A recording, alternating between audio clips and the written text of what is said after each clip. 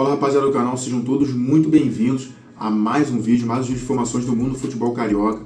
Sendo que antes do vídeo começar, peço a todos vocês que se inscrevam aqui embaixo, deixem um like e deixem um comentário para fortalecer o vídeo. Fala rapaziada, um bom vídeo a todos. Fala rapaziada, vamos começar a surgir informações falando do Botafogo. Alex Telles renovou seu contrato com o clube por mais 2 anos.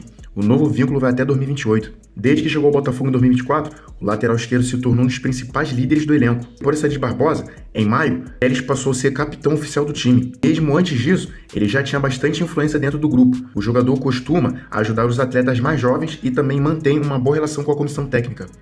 As conversas para a renovação avançaram nos últimos meses. O clube estava confiante de que conseguiria manter o jogador. E o próprio Alex Telles também sempre deixou claro que queria continuar no Botafogo, mesmo quando já poderia assinar um pré-contrato com outros clubes. O lateral não demonstrou interesse em sair. Agora, com a renovação confirmada, Telles vai continuar sendo uma das principais lideranças do Botafogo. Em menos de 2 anos, ele já disputou 100 partidas pelo clube. Nesse sábado, antes do clássico contra o Fluminense, no estádio Nilton Santos, o Botafogo fará uma homenagem ao jogador. Na carreira, o clube pelo qual Telles mais jogou ainda é o Porto, de Portugal, com 195 partidas. Com um novo contrato até 2028, o lateral terminará seu vínculo com o Botafogo aos 36 anos de idade.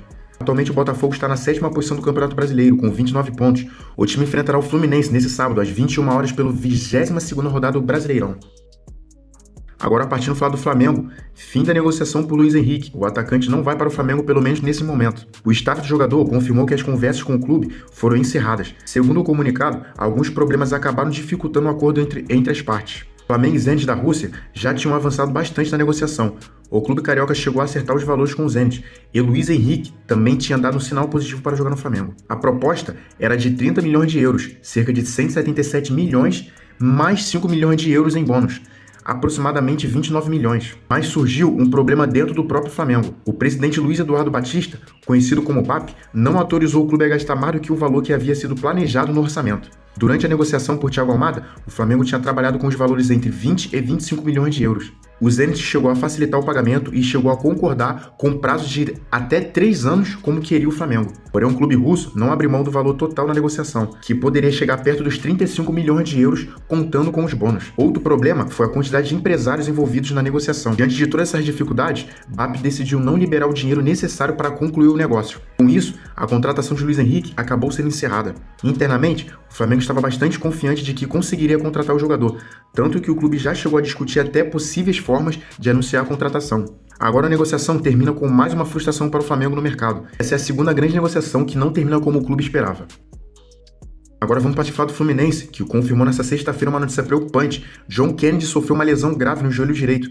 O atacante rompeu o ligamento cruzado anterior e vai precisar passar por cirurgia. O clube ainda não informou quanto tempo o jogador ficará de fora, mas a tendência é que John Kennedy não volte a jogar nessa temporada. Esse tipo de lesão costuma levar entre 6 a 8 meses de recuperação. A lesão aconteceu aos 9 minutos do segundo tempo, no jogo contra o Vasco. John Kennedy disputou uma bola com Paulo Henrique e os dois acabaram caindo no gramado.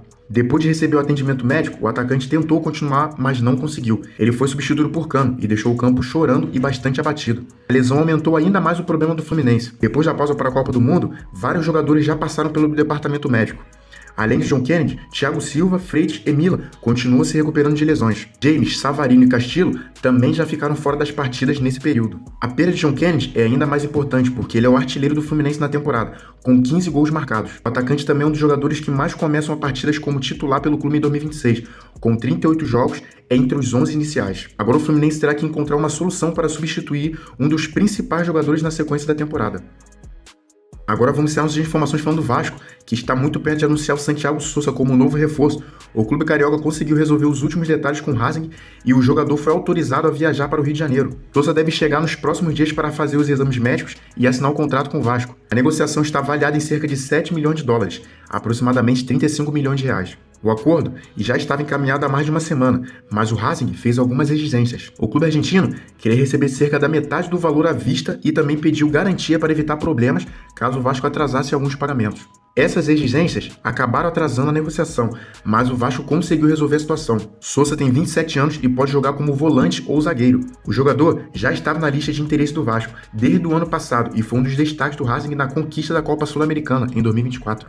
Com a chegada de Sosa, o Vasco reforça ainda mais o elenco para a sequência da temporada. E ele não será o único reforço argentino chegando ao clube. O Vasco também acertou a contratação do atacante Facundo Colídio. O jogador chegou ao Rio de Janeiro nesta sexta-feira e foi recebido no aeroporto do Galeão. Colídio fará os exames médicos e, se for aprovado, assinará o contrato com o Vasco até o fim de 2029. O atacante de 26 anos será o novo camisa 9 do Vasco. Colídio estava no River Plate desde 2023. Ele é o centroavante, mas também pode jogar pelas pontas ou como segundo atacante. Nessa temporada, o argentino marcou 5 gols e deu 3 assistências pelo River Plate.